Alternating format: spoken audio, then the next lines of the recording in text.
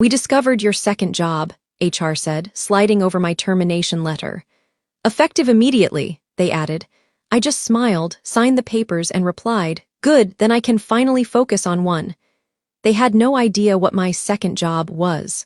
2 days later, panic started. The glass walls of the HR conference room reflected the pale morning light, casting sharp patterns across the table. I sat at one end, calm, composed, while across from me, the HR manager and my direct supervisor exchanged that rehearsed corporate expression.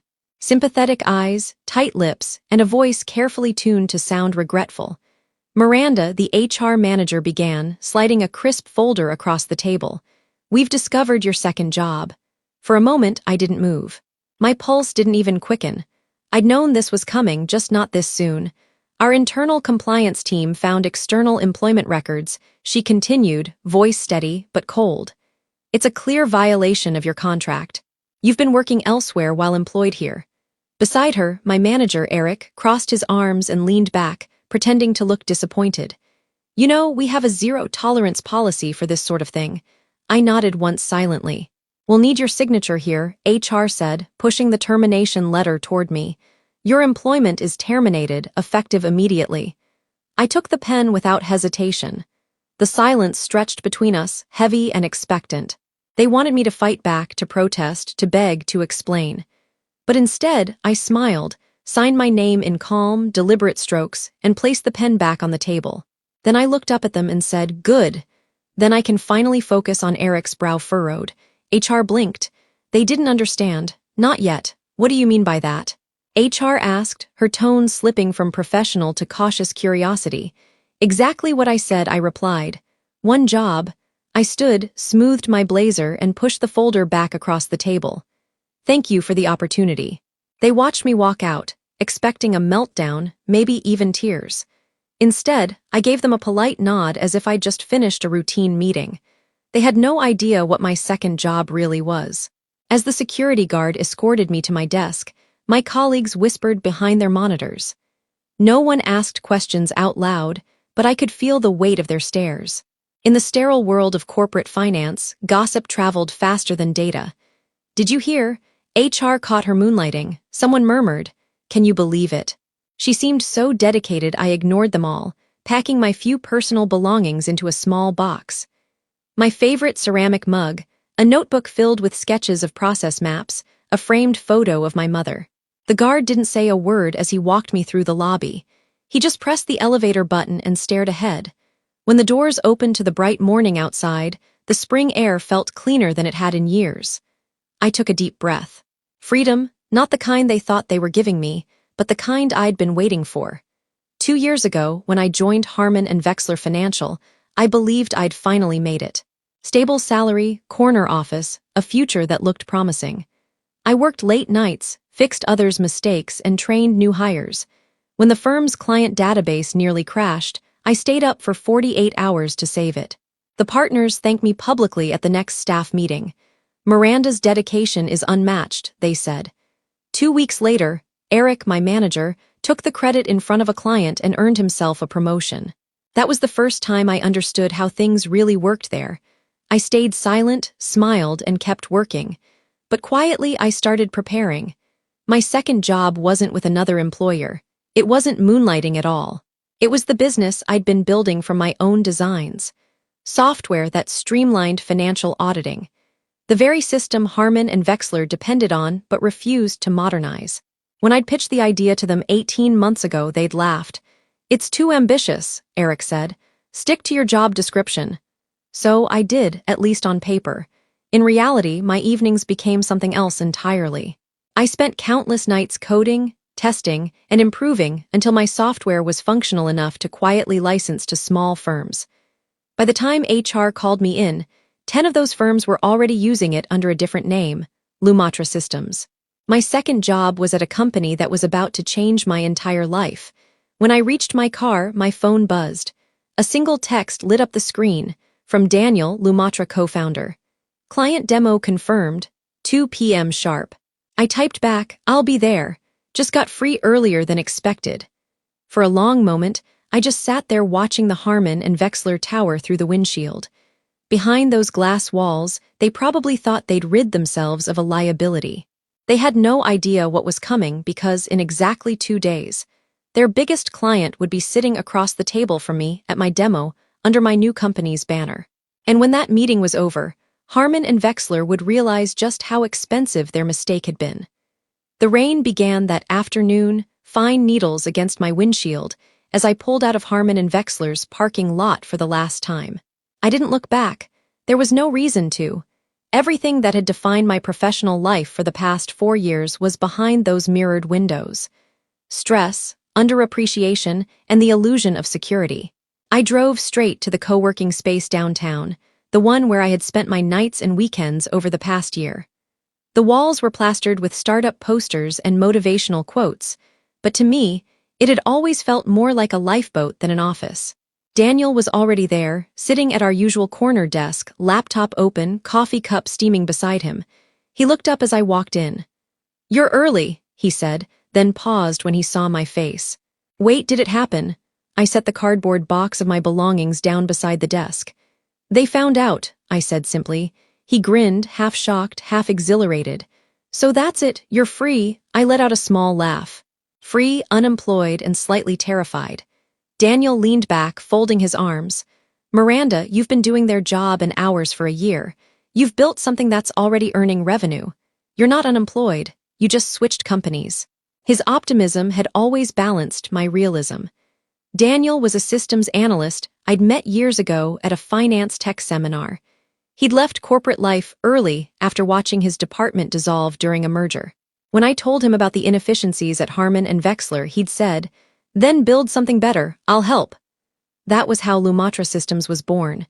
2 people with laptops, too much caffeine, and a shared frustration with bureaucracy. It started as a side project, almost therapy.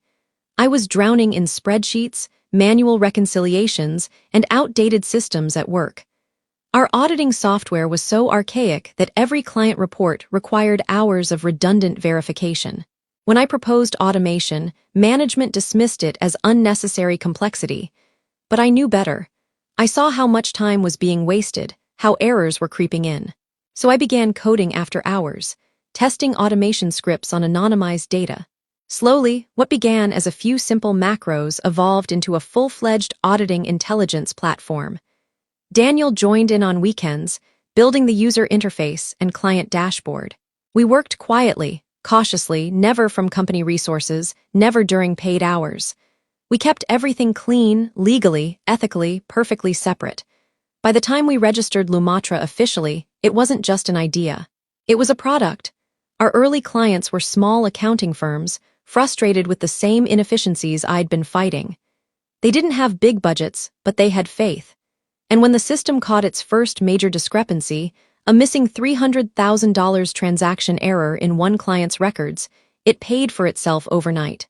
Within months, word spread, 10 firms signed up, revenue trickled in, modest but steady. Daniel handled contracts, I handled technology, we worked quietly, intentionally invisible. Then last week, everything changed. One of Harmon and Vexler's biggest clients, Borealis Capital, reached out to Lumatra for a demonstration. They'd heard of us through a smaller partner firm and wanted to see how our system handled real-time auditing. Daniel's email had been almost disbelieving. "They don't know it's you, right?" Of course they didn't. I had presented myself as M. Lane in all external communications. Professional, efficient, anonymous. But the moment they confirmed the meeting, I'd known exposure was inevitable. Still, I didn't care. If Harmon and Vexler wanted to fire me, they just freed me to walk into that meeting without a single ethical restraint. Now, sitting in our small shared office, I opened my laptop and scrolled through the presentation. The system interface glowed softly, a design I'd built line by line, every piece of logic refined through years of frustration.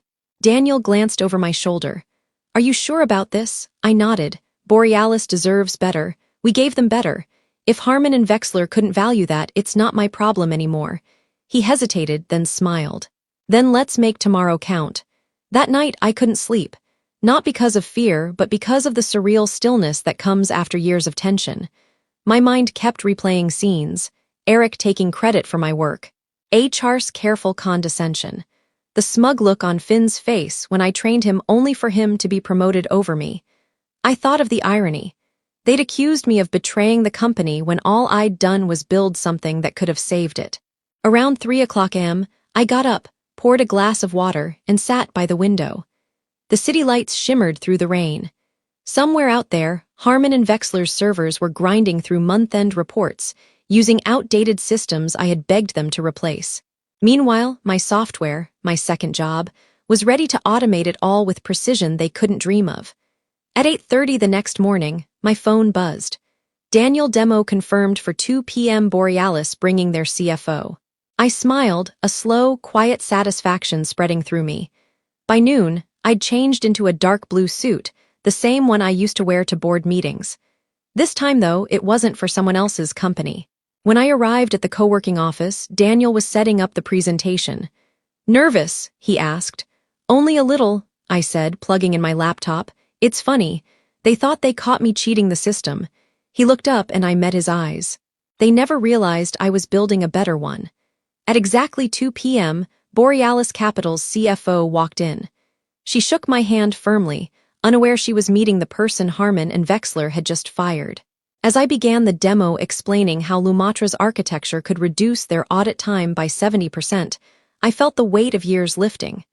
Every line of code, every dismissed idea, every ignored suggestion, it all led here. And when the CFO leaned forward, eyes widening at the live analytics dashboard, I knew 2 days from now when she made her decision, Harmon and Wexler's biggest client wouldn't be theirs anymore. It would be mine. The conference room at the co-working space smelled faintly of coffee and printer ink. Our logo, Lumatra Systems, flickered on the wall-mounted screen, simple and professional. Daniel adjusted the projector one last time while I checked the presentation slides on my laptop. Everything was ready. When Borealis Capital's team entered, their energy filled the room instantly. Sharp suits, crisp handshakes, a mix of curiosity and fatigue. They'd spent months fighting through Harmon and Wexler's outdated systems, and it showed. "Thank you for meeting us on short notice," said the CFO, a composed woman in her 40s named Margaret Price. Her voice carried the calm authority of someone used to having every answer. "We've heard about your software from 2 of our partner firms. They claim it's changed their workflow entirely." I smiled. "We like to think we make complexity simple." She nodded, taking a seat. "Then let's see what you've built." I clicked to the first slide. On the screen, data sets appeared. Columns of anonymized financial entries that shifted as the system ran.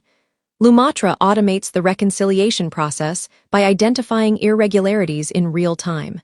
I began where traditional audits depend on manual cross-referencing. Our AI-assisted model identifies anomalies across multiple ledgers simultaneously. Margaret leaned forward slightly. "And this works with existing infrastructures." "Yes," I said, "that's what makes it different. We designed it to integrate with legacy systems instead of replacing them." Daniel chimed in. "Implementation usually takes less than 48 hours. You won't have to rebuild your data architecture." Her eyebrows lifted. 48 hours? I nodded. "We've done it 10 times already." The demo continued for nearly an hour. I walked them through every function, the live error tracking, instant verification dashboard, automated audit trail. Each question from Borealis's team was met with evidence, data, and examples. And with each answer, their skepticism softened into interest. Then I clicked to the final slide. "Here's a live simulation," I said, opening a secure demo environment. "Let's run your sample data." Margaret handed me a flash drive. "This includes anonymized files from our last quarter's records. Show us what you can do." I inserted the drive, loaded the data, and pressed run. For 30 seconds, the room was silent except for the faint hum of the laptop. Then the dashboard populated, highlighting discrepancies across multiple divisions. A red flag appeared beside an entry marked Asset Transfer Division 3. Margaret frowned. "Wait, that's not supposed to be there."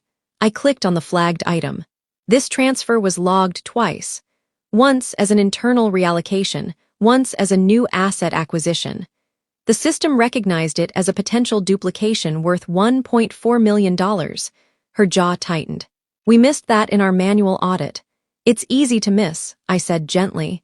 "Your previous system doesn't cross-verify subledgers. Loom attracted as she exchanged a look with her deputy.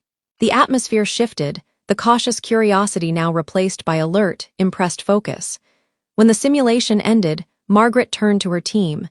"This is cleaner than anything we've seen in months." I felt Daniel's glance, but I kept my composure. "That's what we aim for," I said. After a few more questions, the meeting wrapped up. Margaret stood shaking my hand again. "I'd like a full proposal on my desk by tomorrow morning," she said. "Our board meets Friday. If your numbers make sense, we'll make a decision then." "Of course," I said, "we'll have it ready." As they left, Daniel let out a low whistle. "Did you see her face when the flag came up?" "Hard to miss," I said, closing my laptop. My hands were steady, but my heartbeat wasn't. "They're going to drop Harmon and Vexler, aren't they?" I looked out the window where the rain had finally stopped and sunlight hit the pavement like liquid gold. "If I were them," I said softly, "I would." That night, we worked until nearly midnight drafting the proposal. Daniel handled the pricing structure while I wrote the technical integration plan. Every sentence felt like drawing a line between two lives, the one that had ended and the one just beginning. At one point, Daniel looked up from his laptop. "You know, when you said you had a second job, this isn't what I imagined." I smiled. "Neither did they." "Do you ever feel guilty?" he asked quietly about leaving them behind. I paused. "I tried to fix things there for years. I sent reports, built prototypes, made presentations. They ignored every one of them. If they're struggling now, it's because they chose not to listen." He nodded. "Then this is justice." "Not justice," I corrected. "Balance." The next morning I woke up before sunrise. The city was quiet, washed clean from the night's rain. I brewed coffee and sat at my kitchen table, reviewing the final draft. Every figure, every explanation, every sentence mattered. At 8:47 a.m., I clicked send. The proposal to Borealis Capital was gone. My old employer's largest account was now one decision away from leaving them for me. I leaned back, exhaling slowly. Years of exhaustion and humiliation condensed into one sharp, exhilarating moment of peace. At noon, my phone buzzed with a new email notification from Margaret Price. I opened it immediately. "Thank you for the presentation, Miranda." The board was impressed. "We're evaluating terms and we'll reach a decision within 48 hours. 48 hours. 2 days. I reread the message twice before setting my phone down. 2 days from now, the same people who had called me a liability would realize the truth. My second job wasn't competitive. It was evolution. And they'd fired the very person who could have led them into the future. I thought of Eric sitting in his office, probably bragging about how he'd handled the Miranda situation. I imagined his face when Borealis called to terminate their contract. The irony would be perfect. I smiled, finished my coffee, and whispered to the empty apartment. Tick-tock. The countdown had begun. The next 2 days moved in slow motion, like the quiet before a storm. Every hour felt heavier than the one before. The email from Borealis sat pinned at the top of my inbox, and though I told myself to stay calm, I couldn't stop checking for updates. By Wednesday morning, 24 hours had passed since the demo. Daniel and I were back at the co-working space, laptops open, pretending to focus on smaller client requests. But we both knew our attention was elsewhere. At 9:10 a.m., Daniel broke the silence. "You think they've already decided?" I looked up from my screen. "If they have, we'll hear soon. The board meets this afternoon." He nodded but kept tapping his pen. "You realize if Borealis signs, everything changes. We'll need staff, infrastructure, and full-time support." "I know," I said. "It's strange. For years, I fought to prove my worth to people who never cared. Now I might have to prove it to myself." He smiled faintly. "You already did." By lunchtime, my nerves were thin. I went for a walk downtown, letting the early spring air clear my head.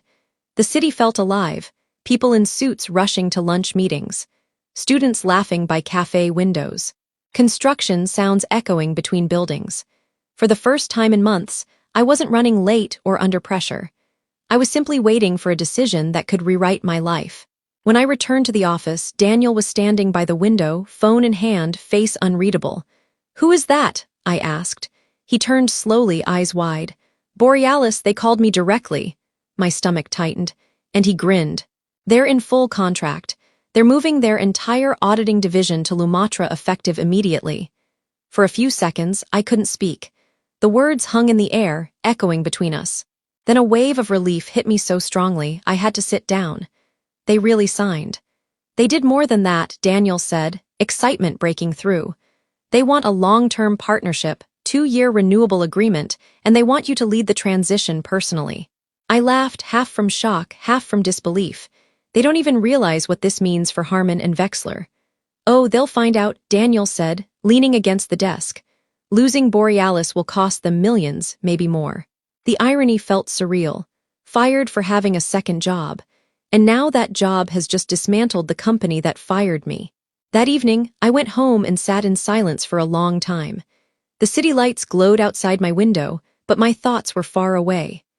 Back in that glass conference room, watching Eric's smug expression as he handed me the termination letter. I'd spent 4 years giving everything to a company that treated me like a replaceable part. They'd taken my loyalty for granted, my work for credit, my silence for submission. But they'd never once tried to understand what I was capable of. Now they would. At 8:00 p.m. my phone buzzed. Unknown number, Miranda. The voice stopped me cold. Eric, how did you get this number? I asked, keeping my tone even. Doesn't matter, he said quickly. His voice was strained, the polished arrogance replaced by something else. Panic. I need to ask, did you take Borealis? I didn't answer immediately. Take, I repeated. They made a business decision. You don't understand, he said, his words tumbling over each other. Borealis was 30% of our revenue. They've terminated their contract. The partners are furious. They think you what I said calmly, that you planned this and that you used your position to poach them. I almost laughed. Eric, you fired me for having a second job. Remember, I didn't take anything from you. You gave it away. He was silent. I could hear muffled voices in the background. The sound of chaos. Exactly the kind of chaos he used to delegate to me to clean up. I tried to warn them, he said finally, about cutting corners, about how much we relied on your work, but they didn't listen. I leaned back in my chair. You mean the same way they didn't listen to me? He didn't answer. Good luck, Eric, I said softly. Maybe now they'll finally see what happens when you underestimate the people who hold everything together. And then I hung up. The next morning, my phone lit up again, this time with headlines. Harmon and Vexler face client exodus after major contract loss. Borealis Capital moves to innovative auditing startup.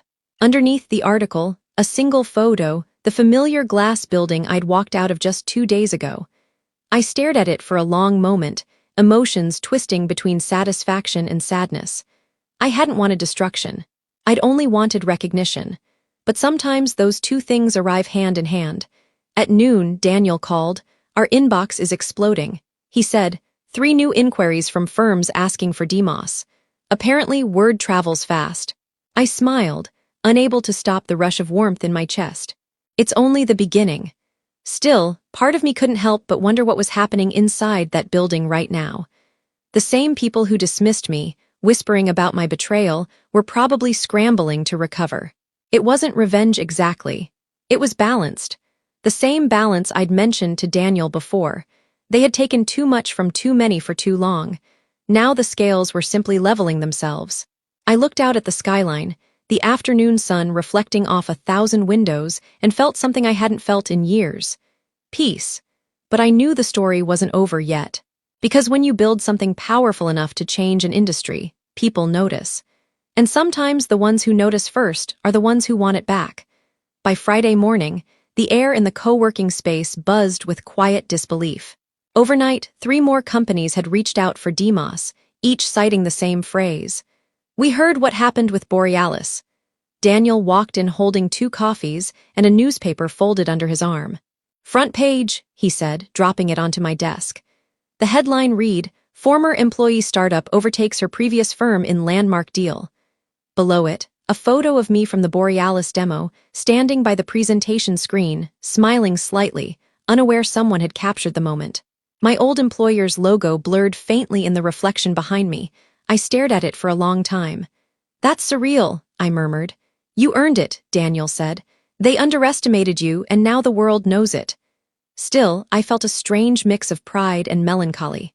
Vindication rarely arrives without a hint of loss. I hadn't built Lumatra to destroy anyone. I'd built it because I believed in something better.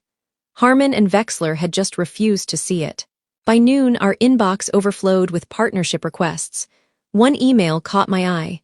Subject line, meeting request from Harmon and Vexler Executive Office. For a moment, I just stared at it. Then I opened it. Miranda, this is Robert Lang, Managing Partner. I'd appreciate the chance to speak with you privately regarding possible collaboration. Please let me know your availability this afternoon. Collaboration. The word almost made me laugh. Daniel glanced over my shoulder. You're not seriously considering meeting them, are you? I don't know, I said quietly. Maybe I need to hear what they have to say. At 3:00 p.m., I walked into a downtown cafe halfway between our office and theirs. Robert was already seated in the corner booth, immaculate as ever in his tailored suit, but his posture was off, shoulders slightly hunched, eyes tired. Miranda, he greeted, forcing a polite smile. Thank you for meeting me. I sat opposite him. You said you wanted to talk about collaboration. He nodded slowly. You've built something remarkable. Losing Borealis hit us hard, but I'll admit it forced us to reevaluate how we treat our people, the partners. We mishandled things. You were right about the inefficiencies, about everything. Really, his admission landed heavier than I expected. I tried to warn you, I said, keeping my tone even, not just once. He looked down at his coffee. We were blind and arrogant. Then, glancing up, we'd like to discuss a potential acquisition of Lumatra, or at least a licensing agreement. You name the terms, I almost smiled. You fired me for having a second job, and now you want to buy it. He sighed. We made a mistake. For a few seconds, I said nothing.